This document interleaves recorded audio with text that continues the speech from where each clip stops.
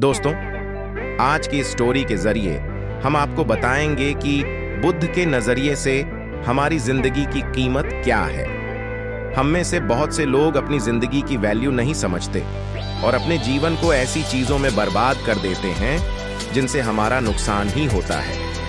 कुछ लोग अपनी जिंदगी शराब के पीछे बर्बाद कर देते हैं, तो कुछ लड़कियों के चक्कर में और कुछ अपनी सारी जिंदगी पैसा पैसा करके बर्बाद कर देते हैं। आज की इस स्टोरी के जरिए आप जानेंगे कि हमारी जिंदगी कितनी कीमती है और हमें अपनी इस कीमती जिंदगी को किस तरह जीना चाहिए। एक बार की बात है, गौतम बुद्ध अपने शिष्यों को जिंदगी से जुड़ी अच्छी बुरी चीजों का ज्ञान दे रहे थे। सभी शिष्य उनकी बातों को बहुत ध्यान से सुन रहे थे। उन सभी में एक शिष्य ऐसा था जिसे प्रश्न पूछने की बहुत आदत थी। वो उठकर गौतम बुद्ध के पास गया और उनसे बोला, आप हमें जिंदगी के बारे में जो कुछ सिखा रहे हैं उस सब का क्या फायदा, क्योंकि हम में से बहुत से बच्चों को ये भी नहीं पता कि हमारे जीवन का मूल्य क्या है और ये जीवन हमारे लिए कितना कीमती है। पहले आप हमें ये बताइए कि इस जीवन का मूल्य क्या है। अपने शिष्य की बात सुनकर गौतम बुद्ध अपने कक्ष में गए और एक चमकता हुआ पत्थर का टुकड़ा लेकर आए। वो टुकड़ा उन्होंने अपने शिष्य को दिया और बोले, मैं तुम्हें इस जीवन का मूल्य तब बताऊंगा जब तुम इस पत्थर का सही मूल्य पता लगा कर आओगे। साथ ही ये ध्यान रखना कि तुम्हें ये पत्थर का टुकड़ा किसी को बेचना नहीं है। गौतम बुद्ध की बात मानकर वो शिष्य बाजार की तरफ चला गया। बाजार में सबसे पहले उसकी नजर एक फल बेचने वाले पर पड़ी और उसने वो पत्थर उस फल वाले को दिखाया और बोला, इस पत्थर के बदले आप मुझे कितने फल देंगे?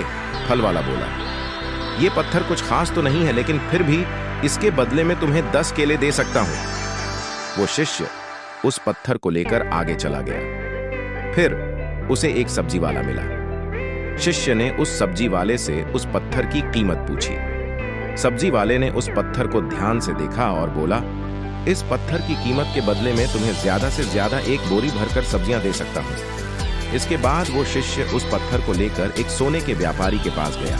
उस पत्थर की टुकड़े की चमक देखते ही उस सुनार ने उसकी कीमत 100 सोने के सिक्के लगाई। शिष्य ने वो टुकड़ा बेचने से मना किया तो वो सुनार उसके बदले 200 सोने के सिक्के देने को भी राजी हो गया, लेकिन शिष्य ने वो पत्थर नहीं बेचा। इसके बाद वो शिष्य एक हीरों के व्यापारी के पास गया और उनके सामने उसने वो पत्थर के टुकड़े को रख दिया। उस पत्थर को देखते ही हीरों के व्यापारी ने एक साफ कपड़ा बिछाया, उस पत्थर को उसके ऊपर रखा, फिर उसकी परिक्रमा की और हाथ जोड़कर उस पत्थर को कपड़े में लपेटते हुए वो बोला, तुम जिसे मामूली पत्थर समझकर उसकी कीमत पूछ रहे हो, असल में ये एक बेशकीमती रूबी है। ऐसा रूबी हर किसी को नहीं मिलता।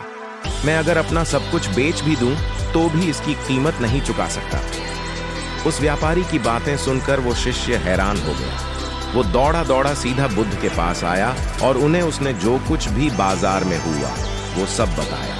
उसकी अचरज भरी बातें सुनकर गौतम बुद्ध बोले, तुम्हारे सवाल का जवाब इस रूबी की कीमत में ही छिपा है। हमारा जीवन भी एक रूबी है। रूबी की तरह ये भी बेशकीमती है, लेकिन हम इस बात को हमेशा नजरअंदाज करते हैं और अपने जीवन का मूल्य नहीं समझते। हम दूसरों को देखकर और उनके जैसा जीवन जीने की कोशिश में अपने जीवन की कीमत को कम कर देते हैं। हम ये सोचते हैं कि हमारी जिंदगी की कीमत वही है जो दूसरे हमें बताते हैं, लेकिन ये बात हमेशा ध्यान रखना कि सामने वाला अपनी हैसियत, बुद्धि और अपनी समझ के हिसाब से तुम्हारी कीमत लगाता है। जिंदगी सिर्फ एक बार मिलती है, इसलिए इसको बर्बाद ना करें। अपनी जिंदगी को उतना ही कीमती समझें जितना कीमती आप अपने बैंक में रखें रुपयों को समझते हैं। आज के समय में लोग अपनी जिंदगी से ज्यादा कीमती प्यार, पैसों और दिखावे से भरी चीजों को समझते हैं। प्यार के चक्कर में लोग सुसाइड कर लेते हैं। पैसों के चक्कर में ऐसा काम करने लग जाते हैं जिससे उनकी जिंदगी बर्बाद हो जाती है। नाम कमाने के चक्कर में उल्टे सीधे काम करने लग जाते हैं। हमेशा याद रखें कि दिखावा करना जरूरी नहीं है। प्यार दोबारा मिल सकता है, पैसा फिर कमाया जा सकता है, लेकिन जिंदगी को फिर से पाया नहीं जा सकता। इसीलिए अपनी इस बेशकीमती जिंदगी को अच्छे से जिएं, हर पल का आनंद लें। कभी ये ना सोचें कि आप इस दुनिया में किसी काम के नहीं हैं, ना कभी ये सोचें कि आपकी जिंदगी व्यर्थ है, आपके होने या ना होने से कुछ फर्क नहीं पड़ता। जब भी ऐसे नेगेटिव विचार आपके मन में आए, तो खुद को बस ये याद दिलाएं कि जीवन एक रूबी है और ये बेशकीमती है।